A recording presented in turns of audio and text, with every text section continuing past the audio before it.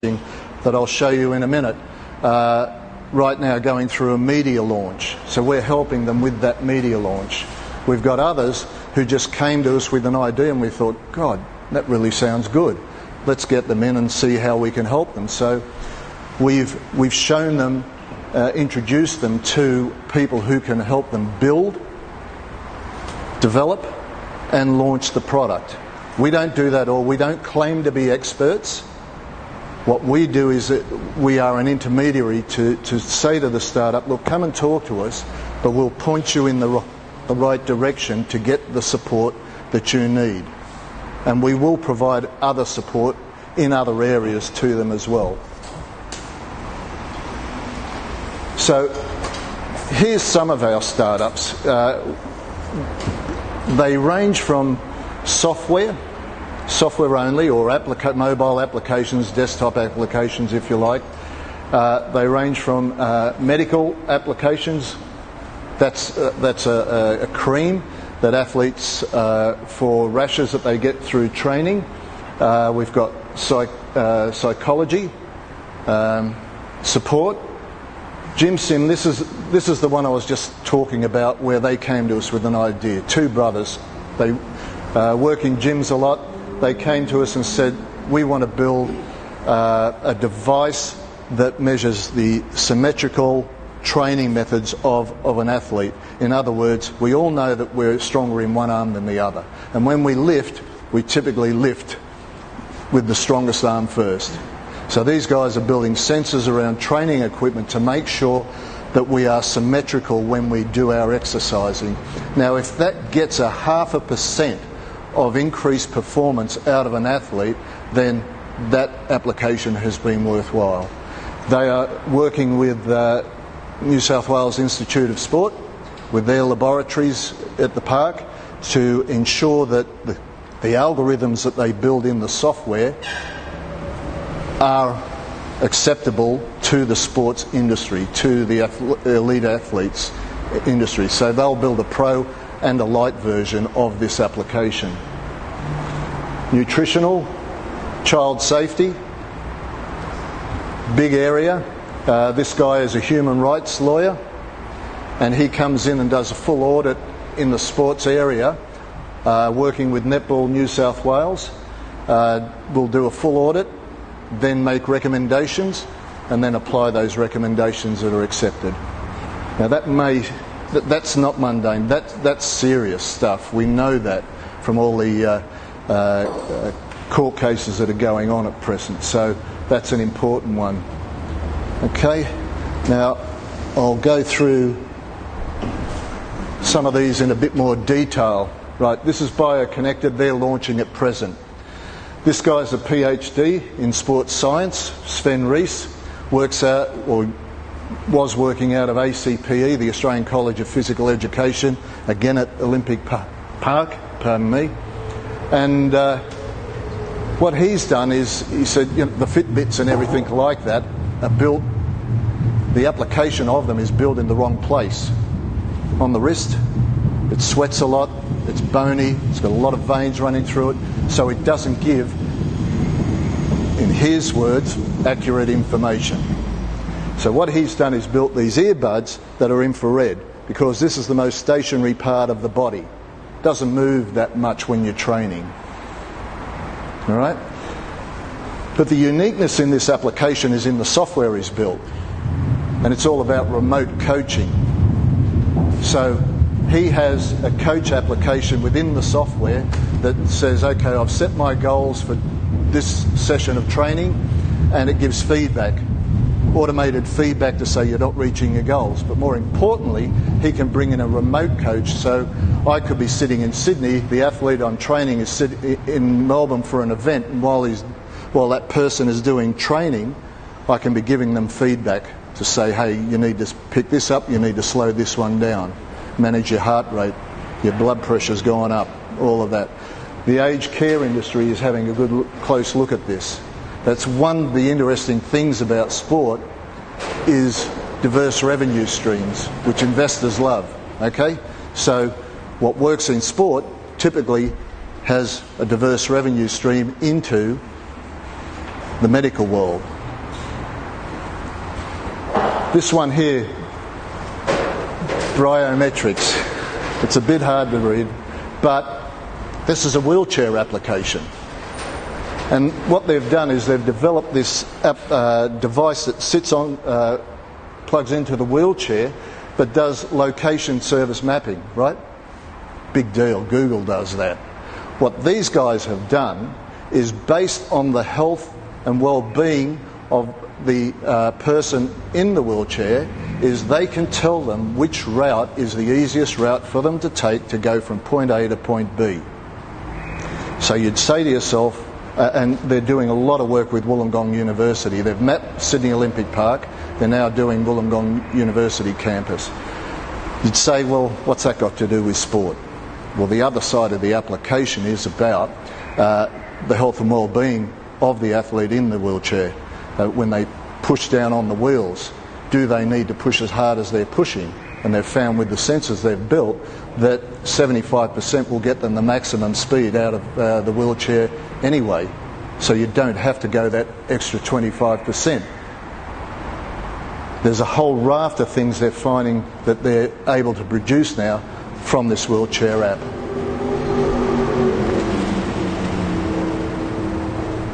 I need longer arms. Okay, so Roknic2 already have won awards for their application from Craig Lowndy and from Victor Dominello here in New South Wales. So that's great. That's a success story that we leverage at the incubator. Okay? iMusculus, this is an interest, could be for you, Matt. This is about 3D musculoskeletal imaging overlaid onto video. And what they do is, you could be at a sports event, a player gets an injury, and what these guys do is they'll take from their, they've got a library of about 5,000 musculoskeletal images, they'll overlay that onto the person to show you how the injury, what the injury was, how it happened. Okay? Now you would say, well that's great, and it is great, but ESPN and Fox Sport are having a very close look at this because it's about fan engagement. How much more information can we distill to the person watching our televised games in this world? And this is just another variation of that fan engagement. This one here is really interesting. That it's a web app. It's all about LinkedIn for athletes, right? So SportsCard, you can put your profile up there and tell anybody what team you're playing for and all your achievements in that sport. Okay?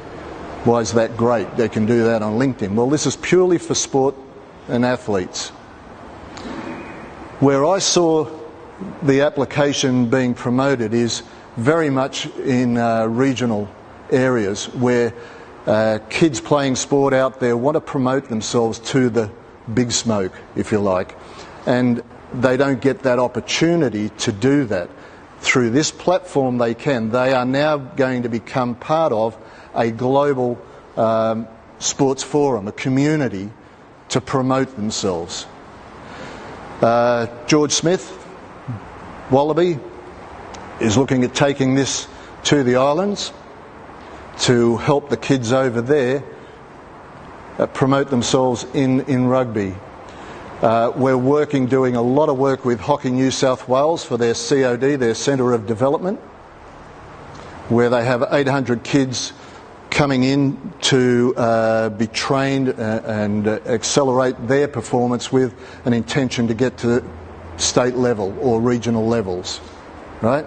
So we're building a platform for them around that. So this one here has huge potential. May sound simple, but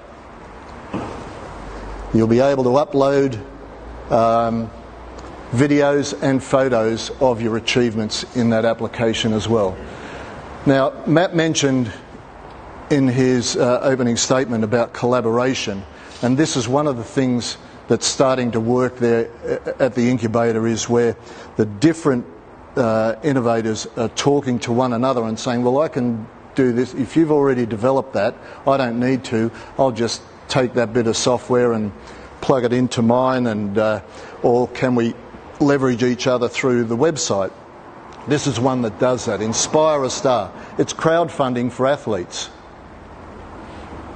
So if you're a junior, it's only for children up to 15 years of age, right? So if you're in a sport, you've got potential, or your family's having difficulties and you need some funds to buy the new sports equipment, to get extra training, whatever, to get to a game, you can go on here and raise the funds to do that. Now, Jill Story, she has 2 basketball players from New South Wales on there and raised $8,000 between the two, and one through the funding that he got into the national basketball team. So that was great. That's again another success story there. Working with Hockey New South Wales through SportsCard. Okay, promote yourself. We've seen you. You've got to pay to be part of the COD. Okay, raise the money through Inspire a Star. Excursion, this is a guy who works in schools and sports camps and takes kids out on group excursions for whatever reason. So there was a few incidents and they needed to provide reports about what the incident was, how it happened, when it happened, let the parents know, blah, blah, blah. He built the whole app around that. So he's got a whole governance process built into a mobile app that now just alerts parents. The child might have a medical incident. They might have epilepsy, they might have asthma. All of that information is stored within the app on what condition they have and what's the treatment for them. Oh, if you look in so-and-so's bag, you'll find the inhaler, that sort of thing. 2 squirts, whatever. All of that information is here in the app. Now, some of these sound pretty simple. You think, oh gosh, where's all the innovation? Where's the real meaty stuff that we see on Catalyst and shows like that? Well, they're coming. We'll get there. But this is starting to get into it, because in sport, not everything is about, as Matt indicated, not everything is about the elite athletes, say through an NSWIS program or an Olympic program. It's what we need to do is look at how sports innovation and some of these applications can make the decision-making process far easier for the parents to get their children involved in sport and reduce the obesity issue that we have in society these days. We're not saying that being on a device is a bad thing. We're saying it's how much time you spend on the device could be a bad thing. So we've got one guy in there who's developing an application that basically alerts the child to say, you've been on this too long, you need to go and do some exercise, you'll get some credits, and when you get the credits, then you can use the application again. We're working on it. So Jaro, these guys are working with a number of the Premier League football teams, and they're working with GWS Giants out at Olympic Park regarding athlete well-being. How are they feeling after a training session? What's the report from them? What's the report from their coach? And aligning all that up to say this guy needs to have a rest for 15 minutes before doing any further exercise, all of that sort of information. They also do video analytics. They're working with a company out of Spain to do the video analytics side of things. Not exclusive agreement, but so we're introducing them to others who can help them out as well. So this is what we provide as the incubator. We provide a shared workspace, again in a heritage building out at Olympic Park, which is great. they get all the tools basically for free. So they get the workspace for free for a period of time. And if we don't see any activity, then we know they haven't got their heart in it. We just can't continue to support that. You get access to the community at Olympic Park, and it's not just sport out there. You've got Combank, you've got NRMA has just moved in. You've got Thales, a big French company that does a lot of the Defence Department contracts. We've got SES moving in. We've got and Samsung are out there as well. We've got other sports like I mentioned previously, but we've all got Sydney Kings out there. As I mentioned, GWS Giants, Wanderers play out of there, so we see them a lot. Now, the incubator name says that we support startups, early stage startups. I'm not comfortable with that entirely because we support more than that, and it's about people who want to come to us from interstate. We've got around about 3 or 4 startups there that are from Victoria, Perth and Queensland. So we shouldn't have barriers up. We should also welcome innovation from international areas, and it's been really, really surprising where we've had interest from. Yeah, Scotland, seal blades. I got a phone call one day and said, "Oh, we'd love to talk to you." I thought, Scotland, my God. Seal blades are these devices you put on your arm to help you when you're on a kayak or a paddle board to paddle through the water, right? So they said our big issue is Scotland. They said, okay. So after about 20 minutes of me talking about Bondi Beach, Manly, the summer here, how cold it gets in the winter, they said, we're coming. Now I tried to get the New South Wales government to support these guys in a move to Australia, and it was just tough. It was just tough because they're not Microsoft. They're not Google. But I think that's disappointing when we've got people who want to actually come here and bring their innovation here and use us as a launching pad for that. That creates jobs here. So that was a bit disappointing, but we're still working on it. We haven't given up. Biomechanics, these guys are distributors for sports innovation, and I'll show you some things in a second about what they're offering. Really interesting. Coming out of Germany and coming out of the US. Well, Magnify World. Matt Coleman here. Adrian Skeggs sitting up the back there. We're going to show some of the innovation that they're bringing in to the sports world as well, but a lot of it's around fan engagement. Last year we had a delegation from the Netherlands. There was about 30 different businesses came to Olympic Park to say, hi, this is us. What do you guys do? They were absolutely jealous of what we had at Olympic Park. Absolutely jealous. We were just as jealous of them because they got 40 million euro from their government to say, go create a sport, not a sports hub, just go create a hub, a technology hub. I thought, God, just a little bit of that. A little bit would be nice. But that was great. They were really responsive and really loved what they saw out here. And this is where, as Matt was saying again, is where we need to take Olympic Park and just make it a different experience for anyone who uses that park. They need to go away and say, that was great. They're starting to do that just by a few simple little changes, but there's still a lot to be done. And we've had academia from Germany. The Munich Games, they've still got the stadium sitting there and they've never used it. Just a major asset sitting there unused. At least we used ours. We could do better.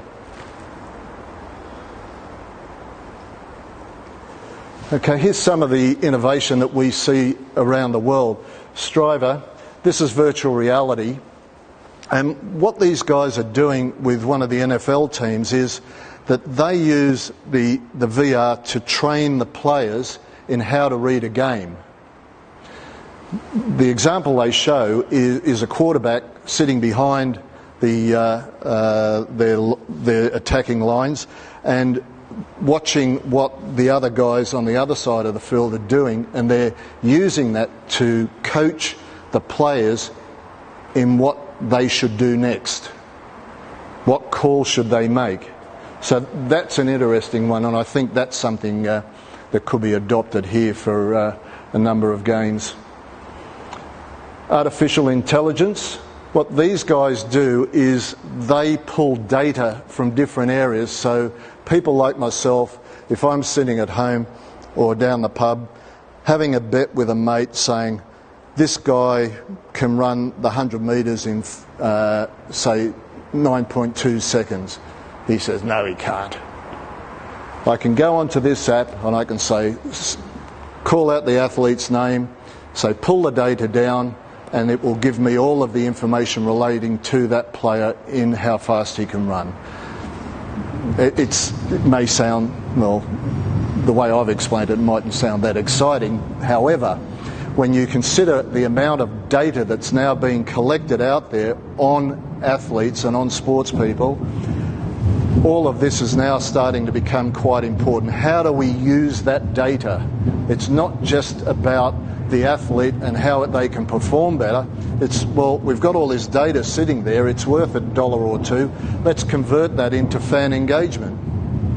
How can we get them online using our website, our mobile applications, watching our TV programs?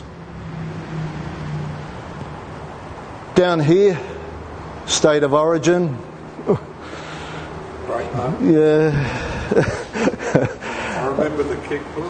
Yeah, well, the interesting thing about this is that Catapult, obviously great at innovation and great at marketing, developed the data analytics around the wearables that they put on the players and how they capture that and what does it mean. And what the media has done with it is put it on screen.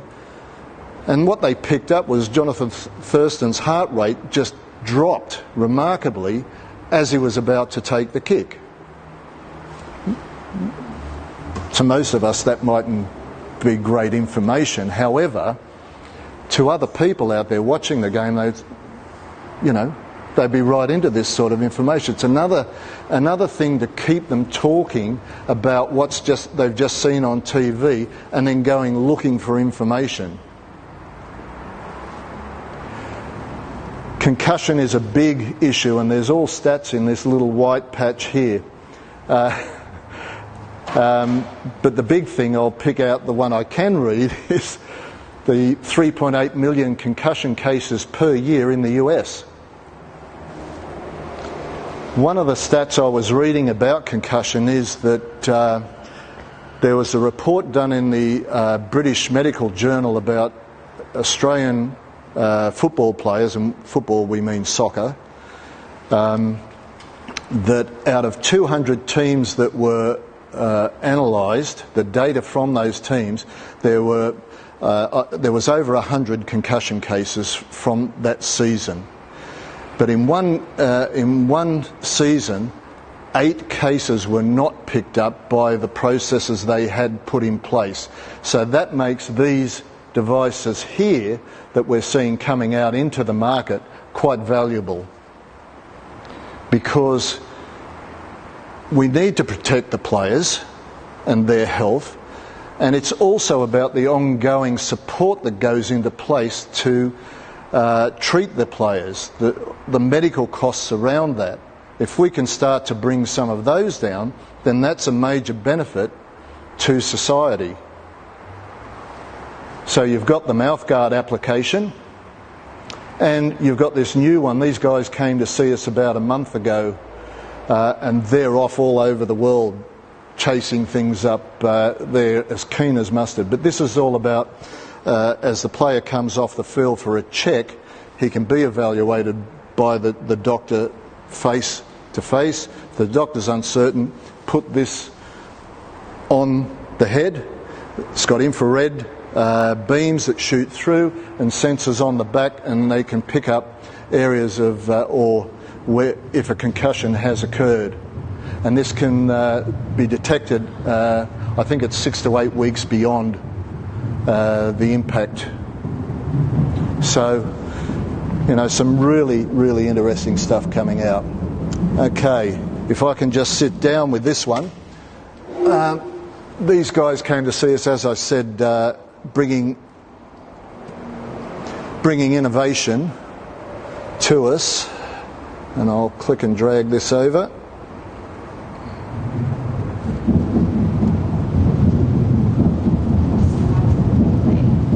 Okay, see if I can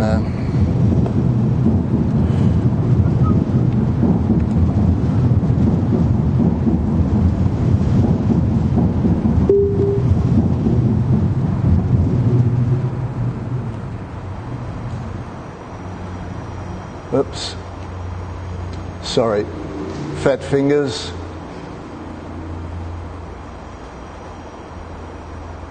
Come on.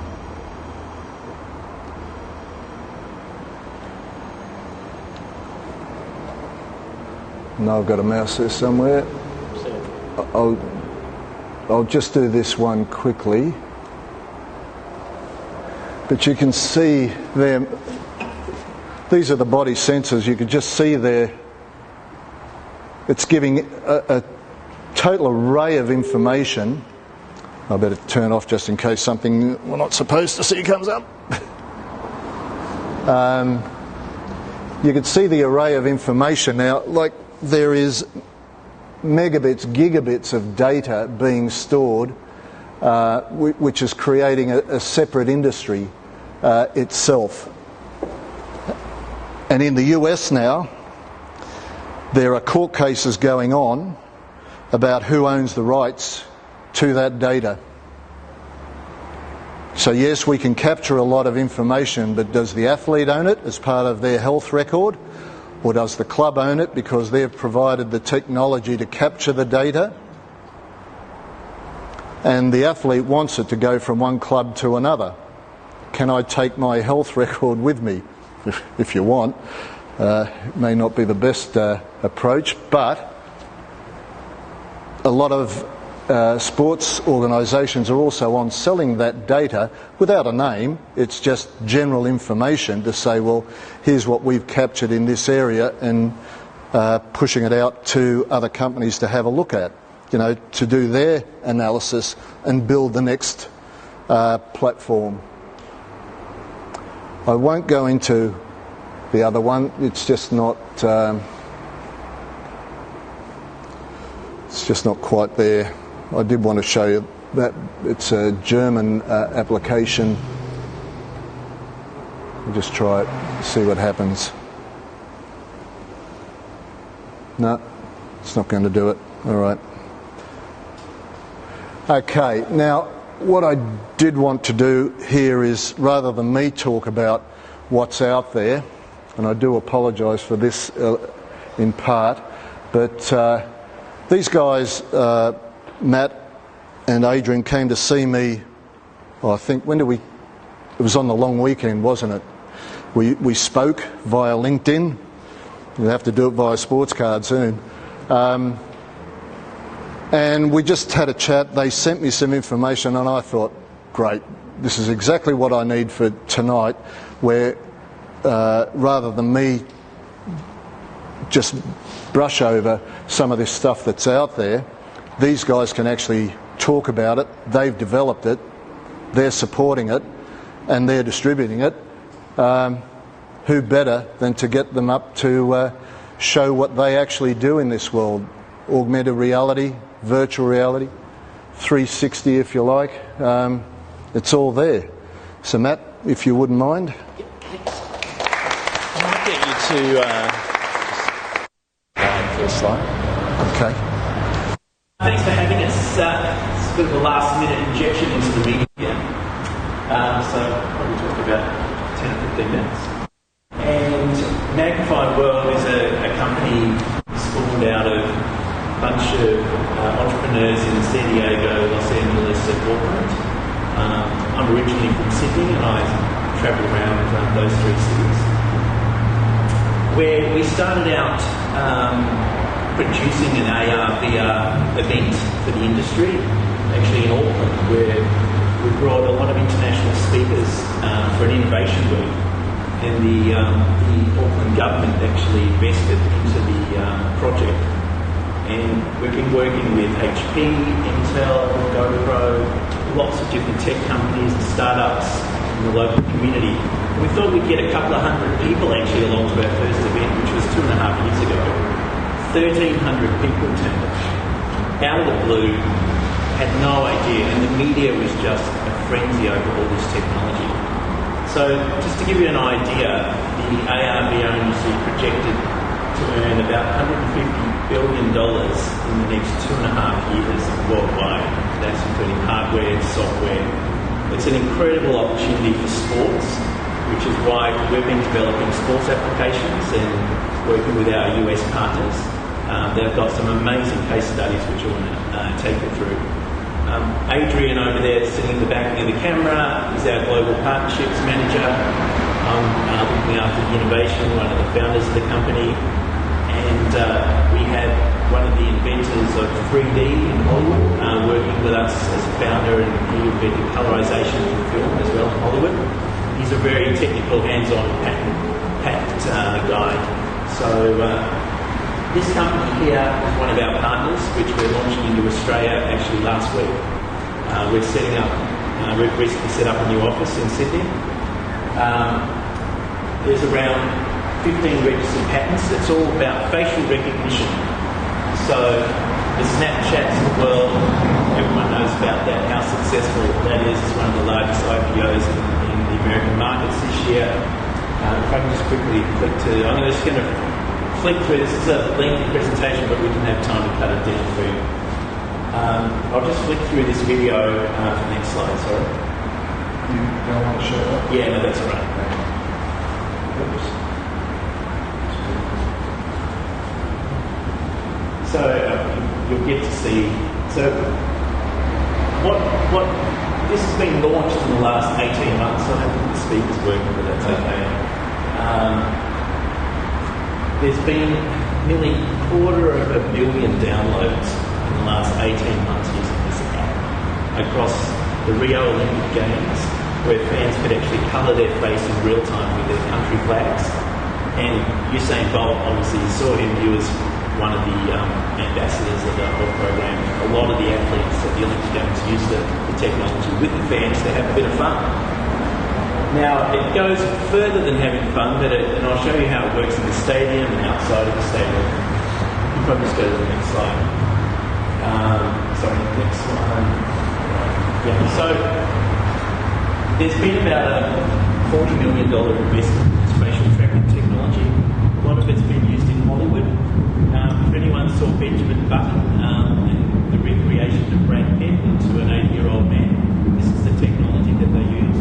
So it's very, very accurate, and a lot of the gaming companies in the US, like EA Sports, are using the technology to recreate the players in the games.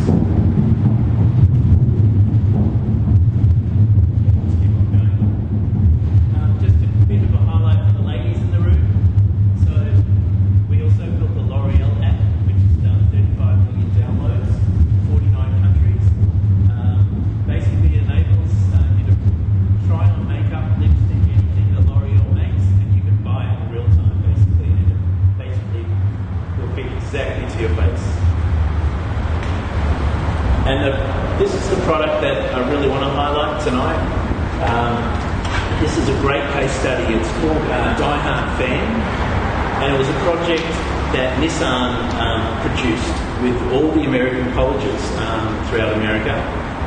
There's 100 colleges involved, including Harvard to UCLA, and it's a fan app basically to recreate your favourite college team's colours on your face.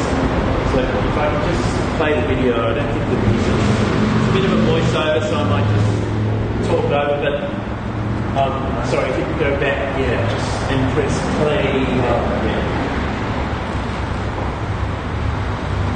So basically Nissan, if I can remember the voiceover here, it's the largest sponsorship that's ever been done in American history of college sports. Basically, fans are crazy over there, right? Everyone wears a colour, and if you've got a baby, they're dressed up too, right? So basically, you go through the app, you basically click your team, you have multiple face masks that you can share. You can actually do video messages as well, and then share that to the public on all social media. Also, we can project them on the super screens in the stadiums. And then these fan masks as well are basically promoting the hell out of everything in the stadium and getting everybody excited. So the fun starts when we actually recreate. How do we make this so accurate? So we actually painted hundreds of these masks on people's faces of all ethnicities, basically, and we moulded it around beards, around glasses, around hairstyles, around everything to make it the perfect face mask, basically. The one thing that instantly happened was this was the number one sports app in America as well last year. So it's just gone viral. We've done 100 million impressions just on this one alone. And the media has just been all over as well.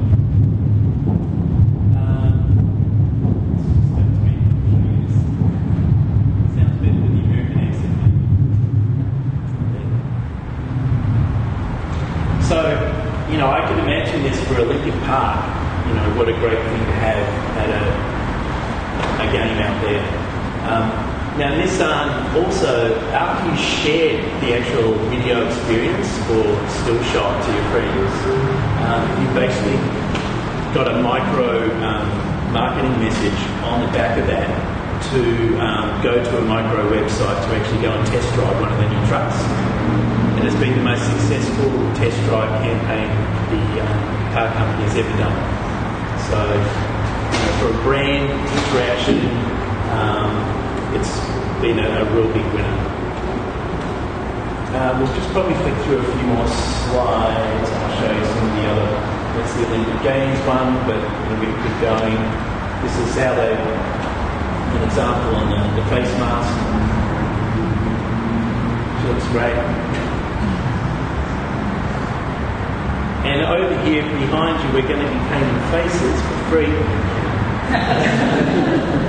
It's just other examples of how good the technology is and how what we've tested before and things like that. So you can go to the next slide. So we've got a series of customised face designs, but you can also design your own according to your team as well, or your country. And then basically you can have like Snapchat explosions coming out around your face as well. Just keep on going. You've got coloured eyes here. This is the Ravens that just launched in the US and the NFL. This is their colours. You go here. Other more examples. Promo examples. What's next? So 2 weeks ago in Baltimore, this was the first live screen technology that we launched. So you can basically zoom in. Our laptop sits in the vision mixer in the stadium where all the cameras are. They zoom in on the person's face, and in real time, this goes up on the super screen. So we can paint their face with any design whatsoever, and you can have multiple faces there, as you can see as well. Generating excitement in the stadium. And also, there's an branding opportunity for a sponsorship and increasing the benefits to sponsors and the leagues as well. That's just another example. Bandcamp. This is the last product in this So this is a life-size fan mirror, so this is a big LED screen in front of you. Put your face in the iPad, which is next to it in front of the screen, and then you instantly get a large screen grab of your face or video, which you can share on social media. So this is the sort of kiosk that we can place in the merchandising areas around the stands and stadiums as well, or outside the stadiums if you want to get people there early in the stadiums. Some of these are all the marketing microsites, bit of PR stuff that we're just starting. So the next, I'm just going to highlight something else. So there's another link there. This is quite an interesting product. It's called dome technology. Now, probably everyone's been in a dome theatre. I don't know whether you have or not, but what you haven't seen, potentially a lot of people, is a virtual reality dome. I believe we're live streaming tonight. I don't know where, but I don't know how the trains are going out there. Just bring that up when you want. And so the domes has been around for a little while, but basically this has been our biggest attraction at our AR/VR event so far, and we've had. It's actually Russian designed, and the Russians have moved to Thailand, would you believe, Chiang Mai.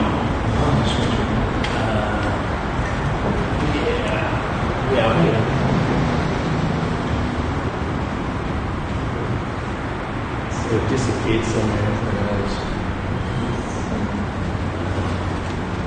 Otherwise, looks good on that. That's great. Refresh the screen or something. Otherwise, I'll get a picture on out my bag. Pass around.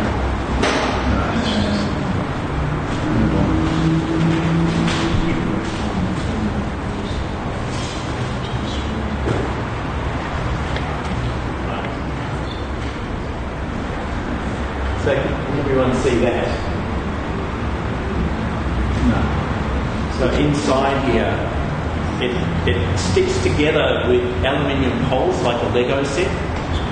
It's geodesic shaped. So you basically walk in and you're laying on a beanbag. They come in sizes from 4 people to 500 people. This is a great museum piece for sports leagues if they want to tell the history of their sport. And you can basically just lie back and you're fully immersed, more than an IMAX theatre. The IMAX theatre is curve shaped. This is completely curved over your body, and it's just an incredible experience. It's 5.1 surround sound.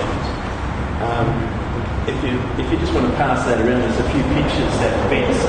A lot of music events are only just starting to use these in America in the last 18 months, like the biggest music festival in the world, which is called Coachella. You might have heard of Burning Man. There's a lot of museums are looking at these at the moment. But an amazing VIP fan experience that you can put in the precinct, on the inside or the outside of the stadium as well. And that's what we're talking to stadium owners and leagues about at the moment. I'm going to finish up in a minute, but a couple of future things that we're working on, which is how we fell into tonight, is that we're developing an augmented reality application where if you're at a stadium and you're holding your phone up, you can real-time track what's going on with the players, actually, and all the stats will appear in augmented reality and digital format through your camera, through the application. So if you're at a basketball game, as one example, you saw the Jonathan Thurston example there, but you can basically track his hits and misses, his free throws, and all the player stats in real time. Where we're taking that is into a potential prediction betting league, which is completely fantasy at the moment, but that's what we'd like to do to really engage fans at the stadium. So thank you very much.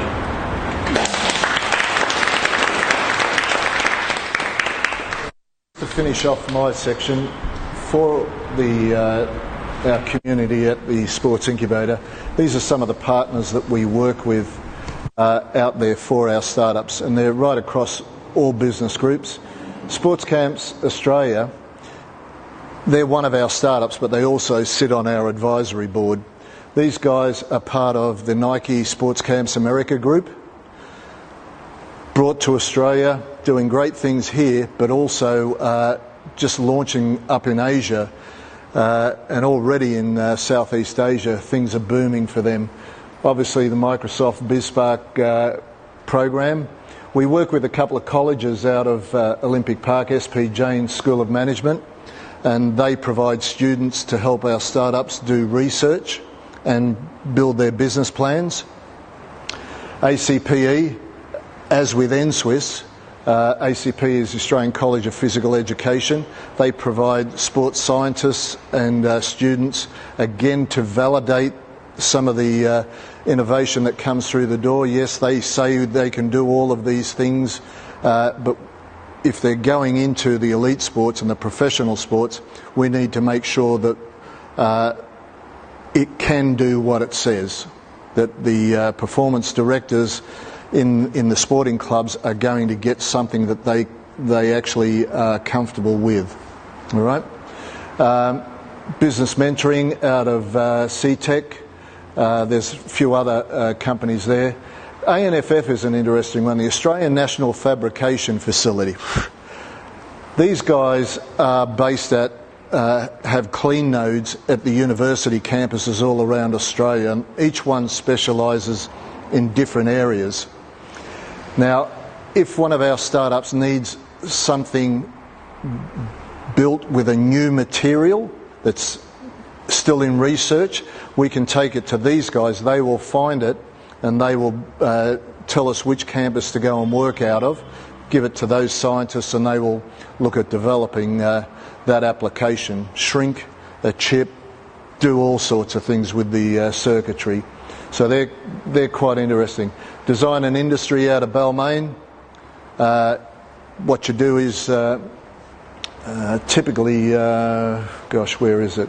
They're not even there. I apologise. LX Group out of ATP. They do the engineering, the development of a piece of hardware or circuitry.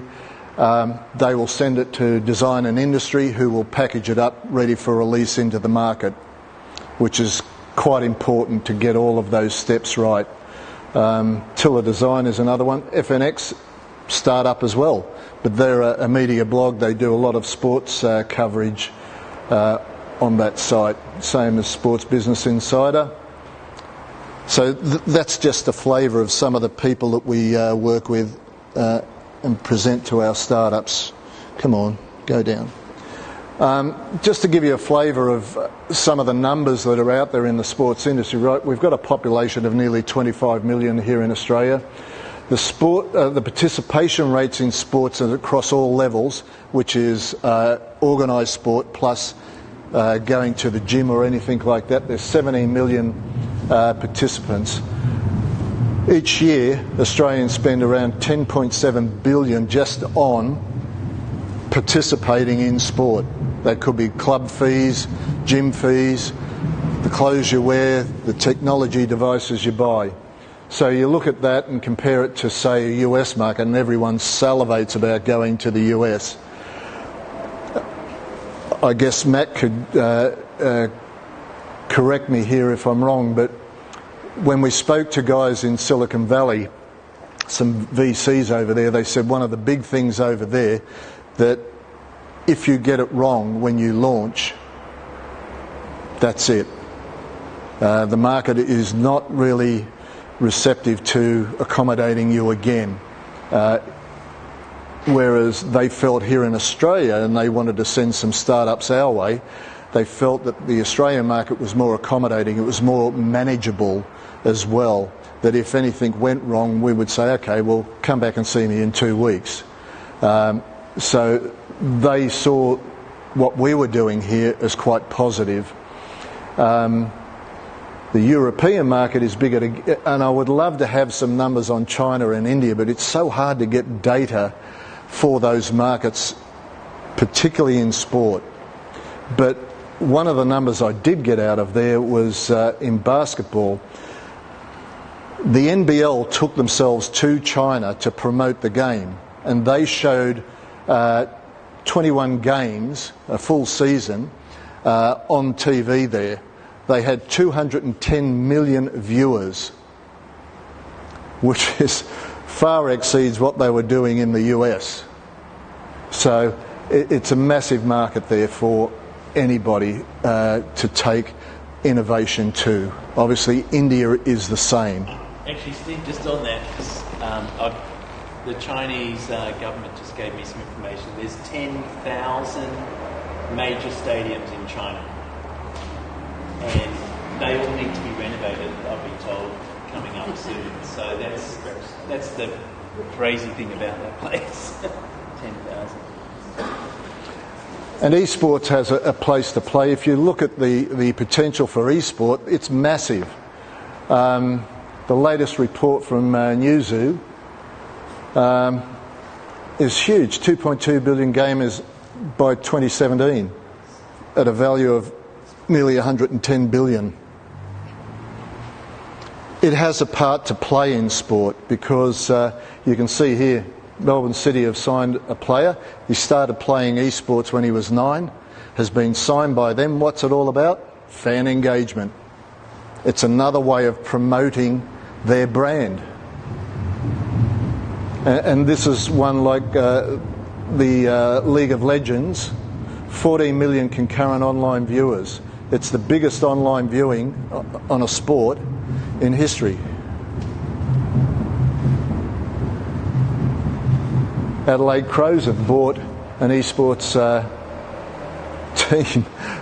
You know, again, it's about branding, promoting and engaging the fans. Hey, come and watch our players play in e-sport. Now, are there any startups here? Startups, a few of them? All right.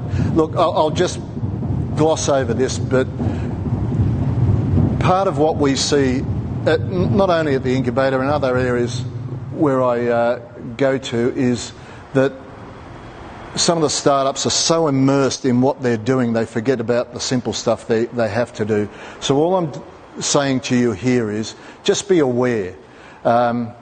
You have to know your product.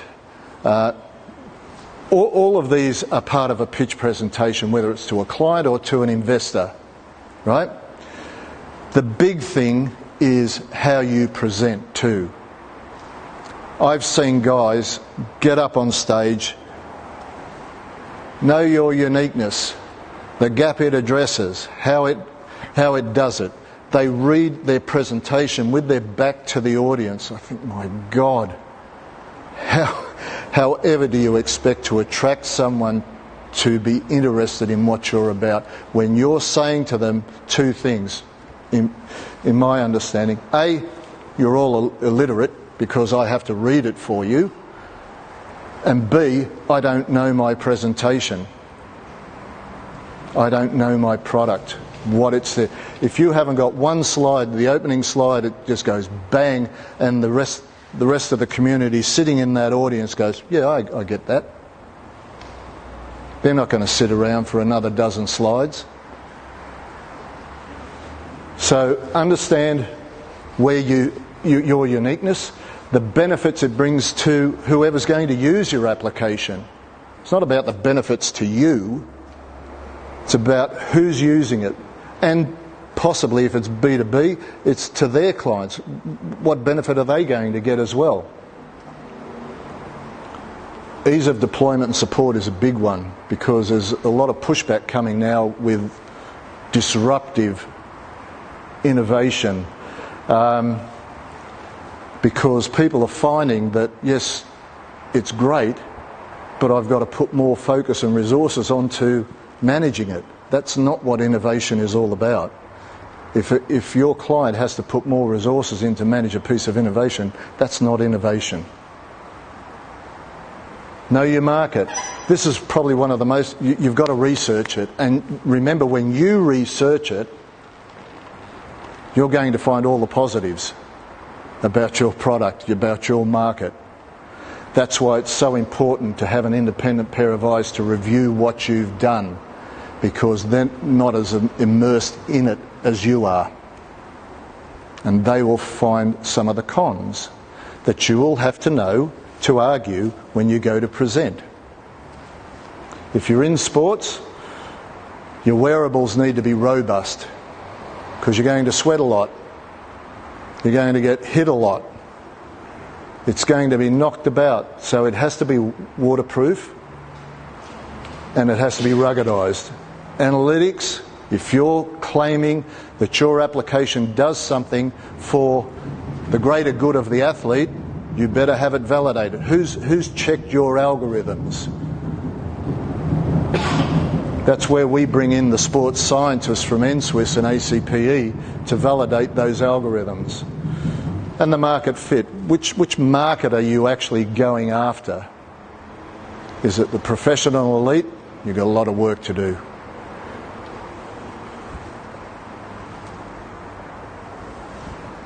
Again, build your sales plan. It doesn't have to be 100 pages, but you have to have something there that provides you with a focus. That's the main point of a business plan. It gives you focus, but it also gives the investor a comfort factor to know that you're thinking about the direction of your business.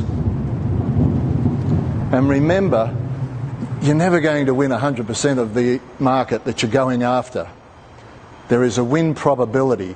And I put it to some of the startups that I work with, okay, typical sales target is around about 30%.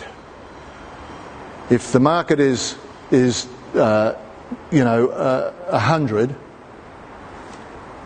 your target should be around about 30%. But you're not going to be at that year one. You might be at about 5% of the market in year one. So be realistic. If an investor or someone else or a mentor comes in and says, well, that's not quite right, okay, tell me what the number is. I'll put it into my business plan. But be realistic with your business plan and your sales opportunities. Build your team. This is so important because most investors these days, any good investors these days, look at the team. And they want to know what experience does that person have being in that role. If you've got your finance director sitting there, okay, what's your finance background? Have you been a CFO? Have you been a finance director? Oh, he's my accountant. Oh, no. Industry experience is important.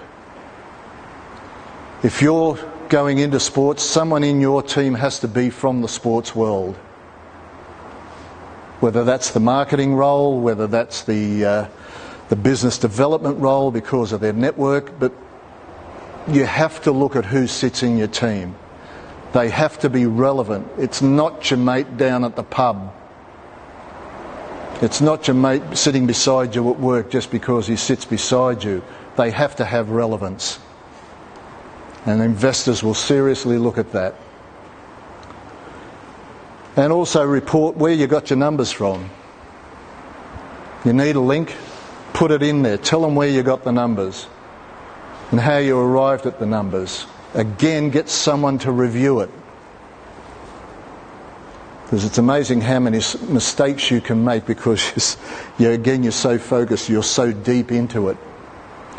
This is what the investor typically will look for. He wants to know about your innovation, your team, your business plan. If you haven't got that, what do you want from the investor? Is it just money? Typically. But it may be more. You want that person to be a partner within your business.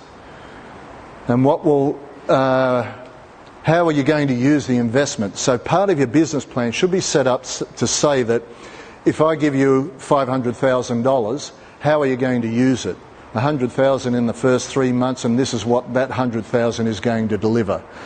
In the next 3 months, I want $80,000. That's to bring on a business development person, and this is what their KPIs will deliver. Show them that you're thinking about that investment that they're providing. So I won't go over all of them, but these are the things the investor will also look at, or you should look at from the investor. Don't be afraid to interview the investor. The investor's not a demon. He's not they are not nasty people. They are there to help you be successful, so they've got that return on investment as well. One thing a very hard boss of mine told me many, many years ago: if there's any doubt, don't. Just walk away. All right? That's it. Thank you very much.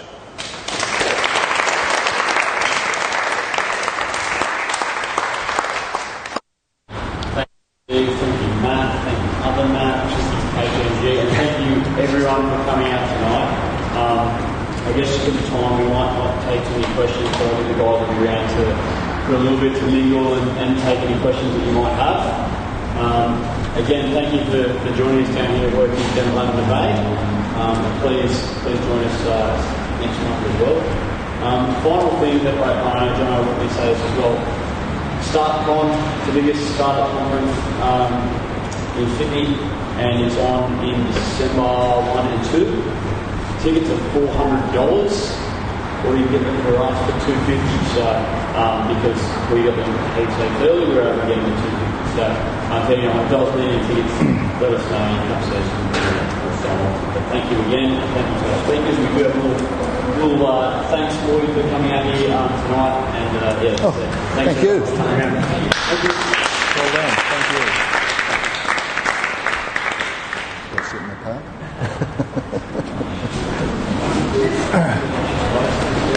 Thank you. My pleasure. Thanks, Mark. Thank you very Thank much. you. Thanks very much. I'll give you my card as well. That happened. Incredible. Yeah, that was pretty mind-blowing.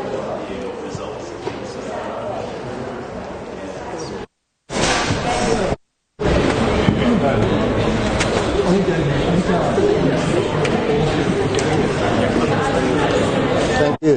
Appreciate it. Start doing in other places. I'll get around eventually. Yeah? Cheers. Thank you. Bring some panels. Hi. Hey, we've got a few questions at the back of that. Yep. So, my main question is, when does the startup phase end? So when do you go, all right, you've been so good, you've done so well, out the door? We haven't. You haven't yet? No, it will happen before Christmas. Yeah, right. And There is a few that just haven't really engaged. Yeah, right. So for that reason alone, no, we program. We're looking at